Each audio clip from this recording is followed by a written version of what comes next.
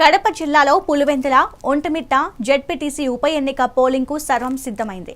ఇప్పటికే అధికారులు కట్టుదిట్టమైన ఏర్పాట్లు చేశారు. ఇక పులివెందుల ఎన్నిక ప్రతిష్టాత్మకంగా జరుగుతుండటంతో పోలింగ్ కేంద్రాలన్నింటినీ సమస్యాత్మకమైనవిగా గుర్తించారు.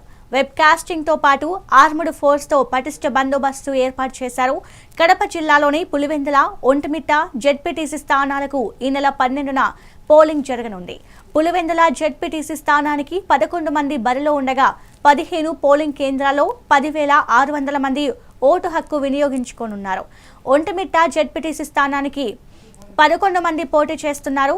30 పోలింగ్ కేంద్రాల్లో 24,000 మంది ఓటు వేయనున్నారు. బ్యాలెట్ విధానంలో పోలింగ్ నిర్వహిస్తుండగా ఇప్పటికే ఓటర్లకు స్లిప్పులు అందజేశారు. పులివెందుల ఎన్నికల ప్రచారంలో ఘర్షణలు తలెత్తకుండా ప్రత్యేక బందోబస్తు ఏర్పాటు చేశారు.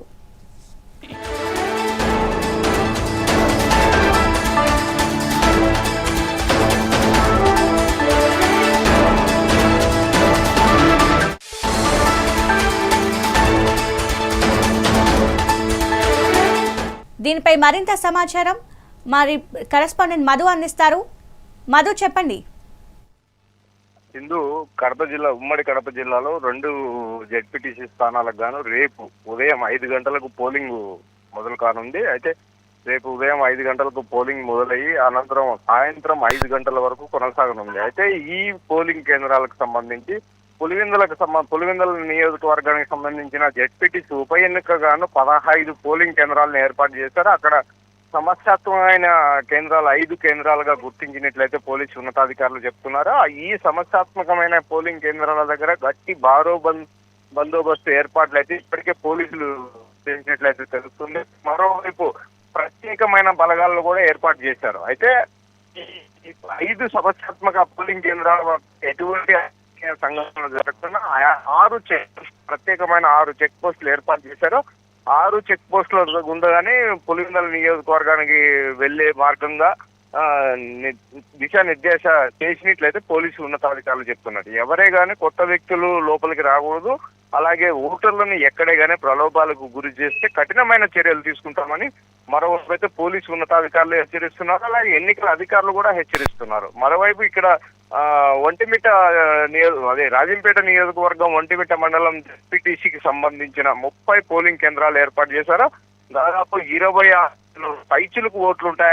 అక్కడ కూడా దాదాపు 10 సమస్యాత్మకమైన పోలింగ్ కేంద్రాలుగా గుర్తించినట్లయితే పోలీసు ఉన్నతాధికారులు చెప్తున్నారు. అక్కడ కూడా ఎటువంటి అవాంఛనీయ సంఘటనలు జరగకుండా గట్టి భారీ బందోబస్తు ఏర్పాటు చేసినట్లయితే తెలుస్తుంది. మరోవైపు పులివెందుల నియోజకవర్గంలో కొన్ని పోలింగ్ కేంద్రాలలో తారుమారు చేసి అసలు పోలింగ్ కేంద్రాలనే మార్చారని చెప్పి వైసీపీ నేత అయిన కడప ఎంపీ అవినాష్ రెడ్డి అయితే పేర్కొంటున్నారు. అయితే అక్కడ ప్రధానంగా ఎర్రబల్లి, నల్లగొండపల్లి ఇలాంటి కొన్ని ఓటింగ్ వైఎస్ఆర్ కాంగ్రెస్ పార్టీకి ఓటింగ్ శాతం ఎక్కువ పడే ఏరియాలలో ఈ పోలింగ్ కేంద్రాలను మార్చడం అనేది చాలా దుర్మార్గమైన చర్య. ఈ విషయం పైన ఇప్పటికే ఎన్నికల అధికారుల దృష్టికి తీసుకెళ్లాము. అలాగే జిల్లా ఎన్నికల అధికారుల దృష్టికి తీసుకెళ్లినా కూడా ఎటువంటి చర్యలు తీసుకోలేదు. ఇది చాలా దుర్మార్గమైన చర్య అని చెప్పి వాపోతున్నారు. అయితే మరోవైపు అయితే కూటమి నేతలైన బీజేపీ నేత జమ్మలమడుగు ఎమ్మెల్యే ఆదినారాయణ రెడ్డి మాత్రం పులివెందుల నియోజకవర్గంలో